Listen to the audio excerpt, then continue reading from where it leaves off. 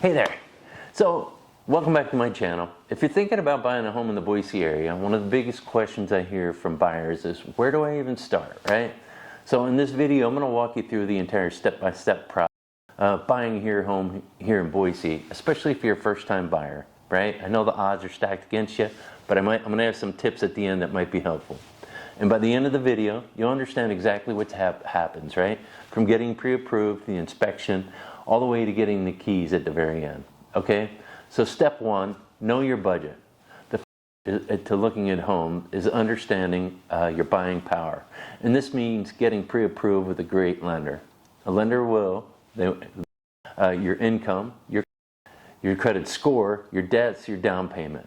And that'll get you in the price range that makes sense, hopefully where you're comfortable. Many buyers are surprised at what they can afford and qualified for, or even sometimes less. So it's important to know this before you're shopping for homes. And at Idaho, this is super important. There's a lot of great first-time down payment assistance programs that can get you into a home sooner than you might think. Two is you want to hire a great local real estate agent. Once you're approved, the next step is working with an agent who understands the Boise market. And why does this matter? Because the market moves quickly here in Boise, and having a will help you find homes as soon as they hit the market. Schedule tours quickly and write competitive offers. As well, negotiate credits and repairs. The right agent can make the difference between winning a home and missing out. Number three is start the home search. Okay, now comes the fun part. You're going to look at homes, right? But most buyers start by looking online.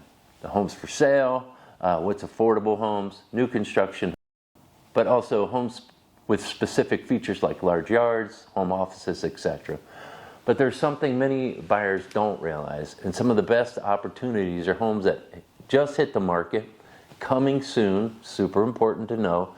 As well, your agent should know you about these before they even hit the market, as well as some within the broker that we all.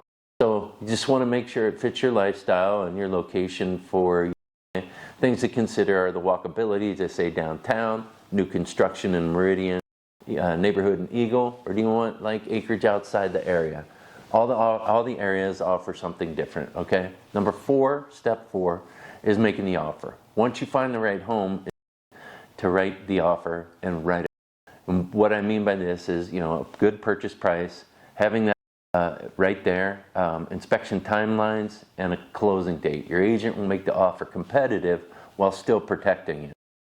And in a market like Boise, small details matter, like shorter inspection timelines.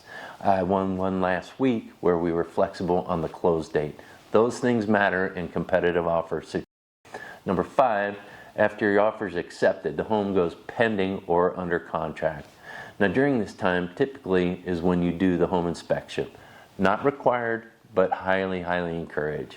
And what the inspector does is they inspect things like the roof, the plumbing, the foundation.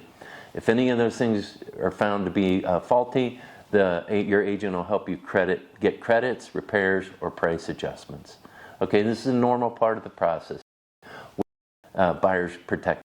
Okay, step six, we're on to the appraisal and the final loan approval. Next, the lender orders the appraisal. And the appraisal confirms that the home is actually worth the purchase price. You're not going to overpay for the house, right? So at the same time, your lender is also finalizing your loan approval, okay? Step involved resubmitting pay stubs, bank statements, and employment verification. And once lender gives final approval, you're on. Okay, now step seven, closing date. The final step is, okay, you sign the paper, your lender transfers the funds, and the home officially becomes yours. And yes, you'll finally get the keys to your new home, okay? But it also recorded with the county. So buying a home can feel overwhelming at first, but when you understand the process, it's actually pretty. So if you're thinking about buying a home in the Boise area and you want, please feel free to reach out. Video helpful, please like and subscribe. I'm going to be putting out one video a week to first-time home buyers. They are my passion, my goal. As well, I am going to put in the a link, home buyer class, which I teach through Boise Continuing Education. We have several classes coming up here in the spring of 2026. Classes are 2 hours long, and they're about $20 per couple. Great way to spend the evening. The power of real estate is a very, very great. It leads to long-term wealth. When you study all the people who have long-term owning a home and having that equity stashed away is a great to build a nest egg or pass it on to your future generations as well.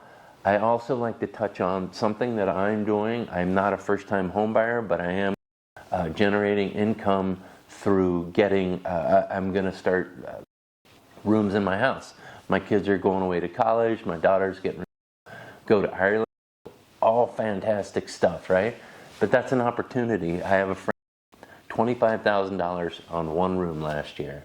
And that is at 300 days a year, right? So there are ways to get into a house. I know what I hear a lot every day is that it's not affordable. And it is very difficult right now to buy a home. I understand.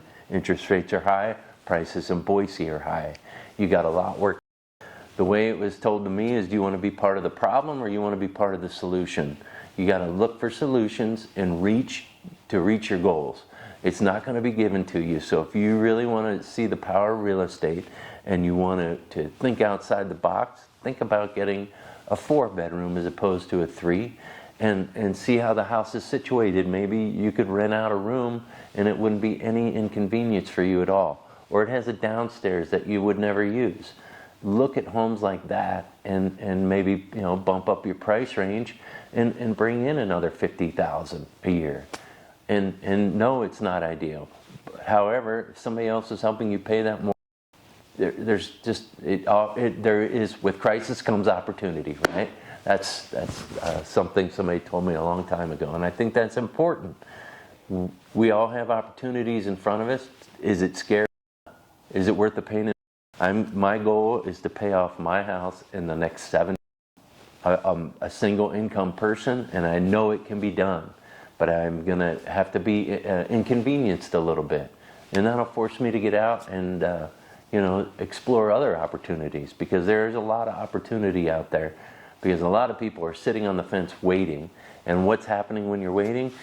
If you're renting, you're just paying somebody else's mortgage. If you're renting, say $2,000 a year, you're paying almost $30,000 for somebody else's mortgage, and that you'll never see that money again. $30,000 in 1 year. That is ridiculously high. Think outside the box. I would love the opportunity to sit down and explain what ideas there are or compromises that maybe you could make to where you can get your family and set yourself up for success rather than sitting on the sidelines and waiting. I see it all day long, and I've chosen not to be a part of that crowd. I hope to see you on the next one. Please like and subscribe.